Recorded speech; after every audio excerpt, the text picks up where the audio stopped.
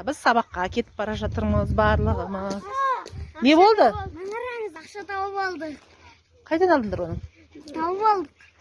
Тауып алдыңдар ма? Кім болды? Кімдікі болды екен? Жан-жағына қараңдаршы. Ешкім жоқ қой көшеде. Бірақ сонда да тауып алсаңдар, кімдікі деп 3 мәрте айқайлаңдар.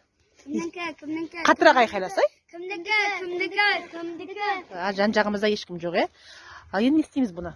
Ал келші маған, бері қой. Не істейміз? Мороженый. Мороженый балмұздақ мен бұл ақшаны таппасаңдар да әперемін ғой. Енді бұның егесі табылмады. Бұл ақшаны жоғалтқан адам садақа дей салды, е? Садақаны мұқтаж адам алады. Білесің ме? Мұқтаж адамға береді. Біз мұқтажбыз ба? Жоқ, біз мороженый алатын ақша бар, е? Құдайға шүкір. Біз бұны енді қазір жолда мешіт бар.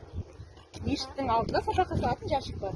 Біз сол жәшікке осы ақшаны салсақ, ақшаны жоғалтқан адамның садақасы ретінде оған да сауап жазылады екен, және тастаған адам ретінде бізге де сауап жазылады екен, е? Мешітке де кеп қалдық. Міне Құрайыш мешіті.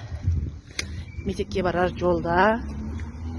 Бар, кіріп, апа, анау қара жәшікке тастаңдар. Ана қара жәшікке тастап келді, бар.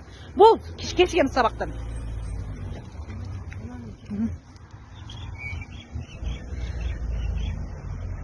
Салдың ба? Молодец.